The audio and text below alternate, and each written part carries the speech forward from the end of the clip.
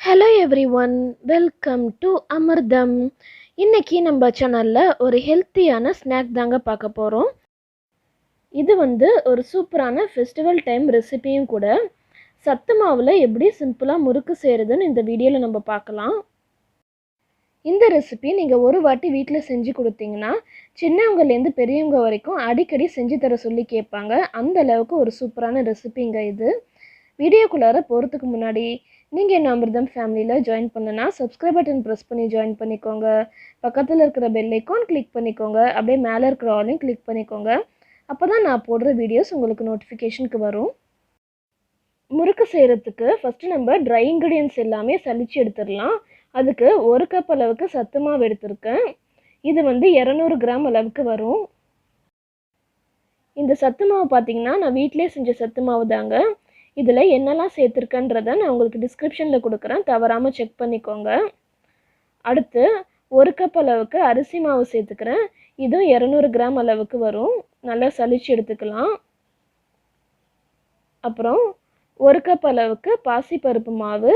இது ஒரு 100 கிராம் அளவுக்கு. மூணுத்தையும் நல்லா சலிச்சாச்சு. இப்போது இந்த மாவுக்கு தேவையான அளவுக்கு உப்பு சேர்த்துக்கலாம்.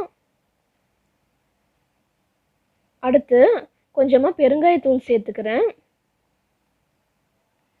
கூடவே 1 டீஸ்பூன் அளவுக்கு ஓமம், 1 டீஸ்பூன் அளவுக்கு கருப்பு எள்ளு, கடைசியாக கொஞ்சமாக வெண்ணெய் சேர்த்துக்கிறேன். ஒரு 2 ஸ்பூன் அளவுக்கு வெண்ணெய் சேர்த்துக்கிட்டா போதும். இது ரூம் டெம்பரேச்சரில் இருக்கணுங்க. முன்னாடியே ஃப்ரிட்ஜிலேருந்து எடுத்து வெளியில் வச்சுருங்க.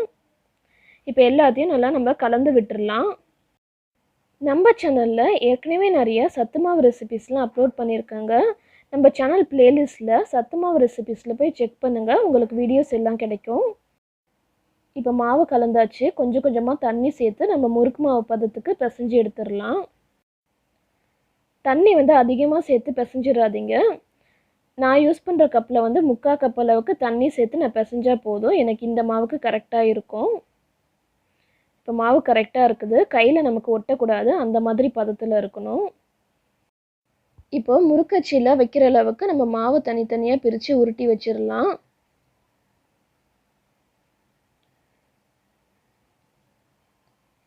இந்த முறுக்கச்சி நான் இப்போ யூஸ் பண்ணுறேங்க. இதில் பார்த்தீங்கன்னா இந்த ஓட்டை இருக்கிற முறுக்கச்சி நான் யூஸ் பண்ணுறேன். உங்களுக்கு வேணும்னா நீங்கள் ஸ்டார் வச்சு கூட போட்டுக்கலாம், அது உங்கள் விருப்பம்தான்.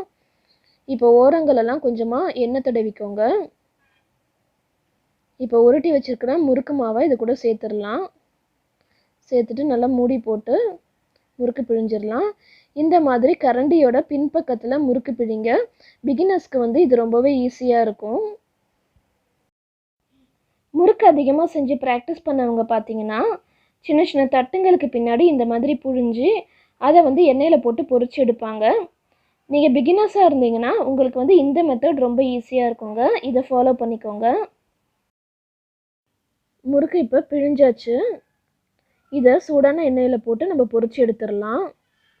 இந்த மாதிரி திருப்பி போடுங்க, உங்களுக்கு ஈஸியாக இருக்கும். குழந்தைங்களுக்கு அப்பப்போ இந்த மாதிரி ஹெல்த்தியான ரெசிபிஸ் செஞ்சு கொடுங்க.